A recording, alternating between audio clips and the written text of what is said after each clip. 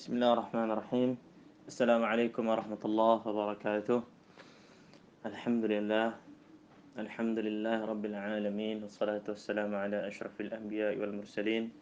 Nabiina Muhammadin wa ala alihi wa sahbihi wa man tabi'ahum bi ihsanin ila yaumiddin. Allahumma 'allimna ma yanfa'una wanfa'na bima 'allamtana wa zidna 'ilma. اللهم اجعل ما علمتنا حجة لنا لا علينا إنك أنت جواد كريم سبحانك لا علم لنا إلا ما علمتنا إنك أنت العليم الحكيم. Ikhwan dan akhwat, salihin salihat yang dimuliakan Allah Subhanahu wa taala. Kita bersyukur kepada Allah atas segala nikmat, atas segala hidayah, atas segala bimbingan dan taufik dari Allah Subhanahu wa taala. Selanjutnya salat dan salam kita berdoa kepada Allah agar disampaikan kepada Nabi kita Muhammad sallallahu alaihi wasallam. Allahumma salli wa sallim wa barik ala Muhammad wa ala alihi wa sahbihi wa man tabi'ahum bi ihsanin ila yaumiddin.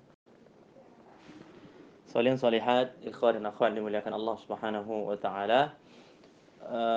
Alhamdulillah ya, Allah Subhanahu wa taala masih mengizinkan kita untuk melaksanakan kajian, dan tentunya ya, kajian ini terlaksana kerana nikmat Allah Subhanahu wa taala berupa media sosial yang mungkin jarang kita syukuri. Ya, maka salah satu cara terbaik untuk mensyukuri nikmat media sosial adalah dengan menggunakan media tersebut untuk dalam rangka ketaatan kepada Allah Subhanahu wa taala, untuk lebih mendekatkan diri kita kepada Allah Subhanahu wa taala. Maka saatnya kita gunakan Facebook kita gunakan Instagram kita, YouTube kita, Twitter kita, apapun media sosial kita gunakan untuk ketaatan kepada Allah, untuk dakwah dan untuk memastikan diri kita lebih dekat kepada Allah Subhanahu wa taala, bukan hanya untuk sekedar hiburan saja atau untuk mengisi waktu luang saja. Salihin salihat, ikhwah dan akhwat yang dimuliakan Allah Subhanahu wa taala. InsyaAllah pada siang yang berbahagia ini kita akan membahas al-ahdath wal waqa'i' fi syahri Ramadan. Kejadian-kejadian yang merupakan sejarah dan itu terjadi di bulan Ramadan. Dan tentunya ini merupakan bentuk i'tibar kita, mengambil ibrah, mengambil hikmah dari kejadian-kejadian tersebut. Kerana tidaklah seorang muslim membaca sejarahnya, mengulang sejarahnya kecuali untuk mengambil ibrah, kecuali untuk mengambil hikmah, dan itu diharapkan untuk kita aplikasikan di kehidupan kita berikutnya. Jadi pastikan setiap sejarah Islam, setiap sejarah-sejarah positif, sejarah-sejarah baik yang kita baca, pastikan kita mengambil hikmahnya. Lalu kemudian kita amalkan apa yang bisa diamalkan. Kita terapkan apa yang bisa diterapkan. Kita aplikasikan apa yang bisa diaplikasikan. Jadi jangan hanya sekedar bacaan, jangan hanya sekedar hiburan, jangan hanya sekedar mengisi waktu luang. Nah, salihin salihat dimuliakan Allah Subhanahu wa taala. Sejarah pertama dan yang mungkin termasuk yang terbesar yang terjadi di bulan Ramadan adalah nuzulil wahyi al-awwal ala Nabi sallallahu alaihi wasallam, iaitu turunnya wahyu pertama kepada Nabi Muhammad sallallahu alaihi wasallam, dan ini terjadi di bulan Ramadan, dan para sejarawan mengatakan ini terjadi di tanggal 17 Ramadan. Makanya biasa ya di masyarakat kita diperingati nuzulul Quran itu di 17 Ramadan. Jadi Al-Quran itu pertama kali turun ke Rasulullah SAW tanggal 17 Ramadan, dan itu tentu di bulan Ramadan, ya. Dan ini adalah sejarah besar, dan dengan turunnya wahyu Allah Subhanahu wa taala mengangkat Nabi Muhammad SAW menjadi utusannya yang terakhir. Dengan turunnya wahyu Allah Subhanahu wa taala memberikan beban risalah, memberikan beban dakwah. Ya, kata Allah Subhanahu wa taala, kami memberikan kepadamu qaulan tsaqila, perkataan yang berat. Ya, maka itu diberikan kepada Rasulullah SAW dan bermula dari turunnya wahyu ini. Dan wahyu ini turun di bulan Ramadan. Dan ini menunjukkan betapa mulianya bulan Ramadan. Dari jauh-jauh hari sebelum diwajibkannya puasa di bulan Ramadan, Allah Subhanahu wa taala telah memuliakan bulan Ramadan, menunjuk bulan Ramadan sebagai bulan yang di dalamnya Allah Subhanahu wa taala turunkan wahyu, di dalamnya Allah lantik Rasulullah SAW menjadi nabi terakhir, nabi yang menutup risalah, nabi yang menyempurnakan semua ajaran-ajaran sebelumnya. Nah, soalnya salat dimuliakan Allah Subhanahu wa taala, tapi ini bukan Lailatul Qadar ya. Jangan pahami bahwa Allah Subhanahu wa taala berfirman, "Inna anzalnahu fi lailatul qadar." Ya, kami turunkan Al-Qur'an pada malam Lailatul Qadar. Nah, sejarah mengatakan Rasulullah mendapatkan wahyu tanggal 17 Ramadan. Yang dimaksud dengan surat Al-Qadar itu berbeda dengan sejarah turunnya Al-Qur'an di Gua Hira kepada Nabi Muhammad sallallahu alaihi wasallam. Yang dimaksud dari surat Al-Qadar adalah turunnya Al-Quran dari Lauhul Mahfuz ya ke langit dunia, ke langit dunia. Lalu kemudian turunnya kepada Rasulullah, nah itu sesuai dengan kejadian-kejadian atau sesuai dengan pertanyaan-pertanyaan yang disebut dengan asbabun nuzul. Nah, jadi yang Lailatul Qadar itu turunnya dari Lauhul Mahfuz. Ya, adapun 17 Ramadan adalah turun dari langit dunia kepada Rasulullah SAW sesuai dengan kejadian, dan tentunya turunnya pada 17 Ramadan menandakan Rasulullah diangkat sebagai nabi dan rasul, sebagai wahyu pertama, yaitu surat Al-Alaq, Iqra bismi rabbikal ladzi khalaq, dan seterusnya sampai ayat 5. Jadi berbeda antara 17 Ramadan dengan Lailatul Qadar. Jadi jangan pula kita meyakini 17 Ramadan itu malam Lailatul Qadar. Tidak ada satupun yang mengetahui kapan Lailatul Qadar itu datang. Soal yang salihat, yang kedua adalah Ghazwatul Badr Al-Kubra. Ghazwatul Badr Al-Kubra, yaitu perang Badar.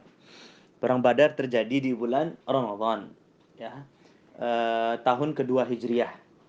Ya, jadi baru-baru diwajibkan puasa Ramadan, di sana langsung ada perang Badar, perang di bulan Ramadan, dan itu adalah perang pertama terbesar dalam Islam yang dipimpin langsung oleh Rasulullah sallallahu alaihi wasallam. Kita tahu sejarah perang Badar, dan ini mengisyaratkan bahwasannya di saat Allah Subhanahu wa taala memilih perang Badar terjadi di bulan Ramadan, memilih perjuangan itu terjadi di bulan Ramadan, maka ini isyarat bahwa Ramadan ini bulan perjuangan. Ramadan ini bulan kekuatan. Ramadan ini bulan kemenangan. Ya, maka jangan sampai ya karena alasan puasa Ramadan atau alasan Ramadan datang malah kita jadi lemas, kita jadi lemah, dan seterusnya dan seterusnya. Karena sekali lagi di saat Allah Subhanahu wa taala menakdirkan Ghazwatul Badar, perang Badar terjadi di bulan Ramadan, maka setidaknya ada isyarat dari Allah bahwa Ramadan adalah bulan perjuangan. Ramadan adalah bulan pengorbanan. Ramadan adalah bulan kekuatan. Karena berperang itu pasti kekuatan vs kekuatan, kekuatan versus kekuatan. Maka Allah Subhanahu wa taala mengisyaratkan hal tersebut kepada kita. Jadi ini kejadian kedua yang dicatat oleh sejarah, dan itu terjadi di bulan Ramadan. Saudara-saudara yang dimuliakan Allah Subhanahu wa taala, di tahun yang sama dengan terjadinya perang Badar, itu tahun kedua Hijriah, di bulan Ramadan, Allah Subhanahu wa taala mensyariatkan wajibnya zakat fitri. Ya, ingat namanya zakatul fitr, bukan zakat fitrah, tapi zakatul fitr, yaitu zakat berbuka. Ya, bukan zakat fitrah. Sama dengan Idul Fitri. Idul Fitri itu artinya hari raya berbuka, bukan hari raya kembali kepada fitrah. Nah, walaupun ada hadisnya maknanya tepat sih, kembali kepada fitrah, cuma penamaan Idul Fitri maksudnya adalah hari raya berbuka, al-fitr bukan al-fitrah. Ya, Idul Fitri bukan Idul Fitrah. Nah, itu harus dibedakan. Jadi di tahun kedua Hijriah, di bulan Ramadan, Allah Subhanahu wa taala wajibkan kepada umat Islam untuk membayar zakatul fitr. Ya, zakat fitri bukan zakat fitrah. Nah, itu juga terjadi di bulan Ramadan, dan sejarah mencatat demikian. Maka termasuk adalah hal yang urgen di saat kita mengetahui kapan sebuah syariat itu diturunkan oleh Allah Subhanahu wa taala. Dan dalam hal ini zakatul fitr atau zakat fitri itu diwajibkan di bulan Ramadan tahun kedua. Salih salihat ikhwan dan akhwat dimuliakan Allah Subhanahu wa taala. Sejarah mencatat bahwa di tahun kelima Hijriah, ya, di bulan Ramadan, Rasulullah dan para sahabat mempersiapkan diri mereka untuk mengikuti sebuah perang bernama perang Khandaq atau perang Ahzab.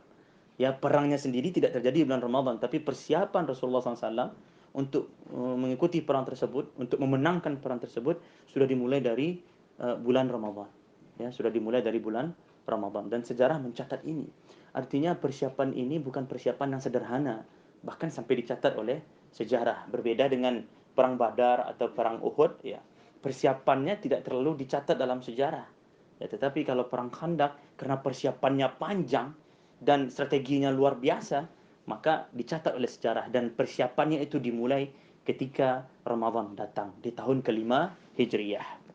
Nah, saudara sekalian dimuliakan Allah Subhanahu wa taala, berikutnya ada dua sejarah besar ya yang terjadi di bulan Ramadan ya. Kalau tidak salah itu tahun ke-8 Hijriah ya, tahun ke-8 Hijriah terjadinya Fathu Mekah di mana Rasulullah sallallahu alaihi wasallam ya bersama lebih kurang 10.000 ya, 10.000 pasukan ya balik ke Mekah untuk melaksanakan atau untuk membuka kembali kota Mekah. Jadi disebut dengan Fathu Mekah. Nah, sekalian dimuliakan Allah Subhanahu wa taala. Jadi ini kejadian luar biasa berikutnya yang terjadi di bulan Ramadan. Ternyata juga di tahun ke-8 Hijriah di bulan Ramadan, disitulah berhala-berhala di dalam Ka'bah itu dihancurkan. Bahkan berhala-berhala milik Quraisy ya, milik Quraisy itu Latta, Uzza, Manah itu juga dihancurkan di bulan Ramadan di tahun ke-8 Hijriah, dan sejarah mencatat ini sebagai hal penting, dan di mana pada bulan Ramadan tahun ke-8 Hijriah tersebut Rasulullah SAW dengan izin Allah mensucikan kota Mekah dari berhala-berhala. Nah, saudara-saudara dimuliakan Allah Subhanahu wa taala, di dalam referensi lain dikatakan bahwa di bulan Ramadan juga di bulan Ramadan juga Rasulullah sallallahu alaihi wasallam banyak menerima utusan-utusan dari banyak-banyak negara dan banyak-banyak kabilah untuk masuk Islam. Ya, dan itu banyak terjadi di bulan Ramadan. Jadi rata-rata datangnya utusan dari kabilah-kabilah, datangnya utusan dari negara-negara lain ya, imperium-imperium lain datang kepada Rasulullah SAW untuk masuk Islam itu rata-rata di bulan Ramadan. Dan ini menunjukkan betapa mulianya bulan Ramadan dan betapa di bulan Ramadan sangat banyak peluang untuk beramal untuk beramal saleh. Solihin-solihat yang dimuliakan Allah Subhanahu wa taala. Sebagaimana kemenangan Rasulullah sallallahu alaihi wasallam tahun kedua Hijriah di bulan Ramadan. Di bulan yang sama, di bulan Ramadan, tahun 584 Hijriah, Salahuddin Al-Ayyubi menang atas kaum Salib. Ya, menang atas Salibiyin. Ya, pada perang Salib, Salahuddin Al-Ayyubi menang, dan itu terjadi di bulan Ramadan. Ya, pada tahun 584 Hijriah. Nah, ini menunjukkan betapa Ramadan ini adalah bulan kemenangan, bulan perjuangan, bulan di mana kita harus mengumpulkan semua kekuatan untuk menang atas semua musuh-musuh kita. Ya, dan jadi sejarah terulang kembali ketika Rasulullah SAW menang di perang Badar, dan itu terjadi di bulan Ramadan tahun 2 Hijriah, maka 584 Hijriah di bulan Ramadan juga Salahuddin Al-Ayyubi dengan izin Allah menang atas pasukan Salib. Salihin salihat ikhwan dan akhwat dimuliakan Allah Subhanahu wa taala. Berikutnya di tahun 138 Hijriah di bulan Ramadan, Abdurrahman Ad-Dakhil ya, salah seorang umara Daulah Al-Umayyah itu berhasil meluaskan kekuasaannya sampai ke Andalus. Itu terjadi juga di bulan Ramadan. Artinya semangat perang Badar itu masih ada di dalam jiwa mereka. Ya, artinya Ramadan adalah bulan kemenangan. Ramadan adalah saatnya untuk memperluas Islam, saatnya untuk memperluas dakwah. Maka di tahun 138 Hijriah bulan Ramadan, Abdurrahman Ad-Dakhil memperluas Daulah Umayyah sampai ke Andalus. Nah, sayang-sayang dimuliakan Allah Subhanahu wa taala, ya terakhir ya sebenarnya masih banyak ya kalau kita lihat-lihat lagi, kalau kita baca-baca lagi beberapa peperangan di zaman-zaman belakangan pun ya banyak terjadi di bulan Ramadan ya. Termasuk juga peperangan, ada namanya perang Bilatus Syuhada, lalu ada perang Ainun Jalut ya, itu terjadi di bulan Ramadan. Lalu ada perang Umuriyah, itu terjadi juga di bulan Ramadan. Dan jadi artinya para orang-orang saleh yang hidup di zamannya, mereka selalu membawa semangat Ramadan untuk memenangkan Islam. Nah, sama juga dengan kita. Harusnya Ramadan adalah saatnya untuk memenangkan diri kita atas hawa nafsu, memenangkan diri kita atas emosi, memenangkan diri kita atas kemalasan. Saatnya di bulan Ramadan kita menangkan diri kita atas musuh-musuh kita yang mereka membuat kita jauh dari Allah, yang membuat kita jauh dari rahmat Allah, yang membuat kita lupa terkadang dengan Allah, maka kita kalahkan mereka semua. Kapan? Di bulan Ramadan. Sebagaimana para pendahulu kita, mereka menjadikan Ramadan sebagai bulan kemenangan, harusnya Ramadan tahun ini juga menjadi bulan kemenangan kita. Bulan untuk mengalahkan semua musuh-musuh kita, bulan untuk lebih mendekatkan diri kita kepada Allah, dan kita harus menang di mata Allah. Kapan? Bulan Ramadan ini. Nah, soalan solehat, mungkin karena keterbatasan ilmu dan keterbatasan waktu, itu yang bisa kami sampaikan. Dan sekali lagi, sebenarnya banyak lagi ya kejadian-kejadian. Kalau tidak salah itu dulu tahun, kalau tidak salah tahun 1970-an, 72 atau 73 kalau tidak salah. Itu juga di bulan Ramadan, ya. Negara-negara Teluk itu berhenti mengirim minyak ke Amerika pada saat itu. Jadi mereka menjadikan Ramadan sebagai momen untuk perlawanan, ya, momen untuk mengalahkan musuh. Ya, jadi kita juga jangan sampai kalah. Harusnya Ramadan menjadi bulan kemenangan kita. Maka ini dapat kami sampaikan. Semoga tentunya bermanfaat. Kalau seandainya ada diskusi, boleh kita diskusikan. Semoga Allah SWT berkahi pertemuan kita ini walaupun dari dunia maya, dan semoga ilmu kita bermanfaat, dan semoga Ramadan ini menjadi Ramadan paling bersejarah untuk kita. Tentunya bersejarah dari segi ketaatannya, bersejarah dari segi ibadahnya, bersejarah dari segi pahalanya, dan pastikan Ramadan ini adalah Ramadan adalah Ramadan terbaik untuk kita. Allah a'lam bishawab. Saya kembalikan ke moderator. Assalamualaikum warahmatullahi wabarakatuh. Wallahu a'lam bishawab. Yang masuk bid'ah itu adalah pada ibadahnya, bukan pada cara. Ya, jadi seperti umpamanya orang berwudu, ada yang pakai keran, ada yang pakai gayung, ada yang pakai ada yang di air mengalir. Ya, asalkan wuduknya sesuai dengan cara Rasulullah SAW, maka tidak masalah. Nah, sama, dia hanya menjadikan bermalam di masjid sebagai media untuk meningkatkan ibadah. Jadi tidak ada masalah. Tidak ada masalah. Jadi itu bukan bid'ah. Yang dia akan menjadi bid'ah kalau dia mengatakan ini adalah cara Rasulullah. Minta dalil. Kalau tidak ada dalil, di situ bid'ahnya. Tapi kalau dia meyakini itu hanya cara saya, sama dengan orang yang saya harus berinfak 1.000 sehari. Ya. Kemudian ketika ditanya, kenapa 1.000 sehari?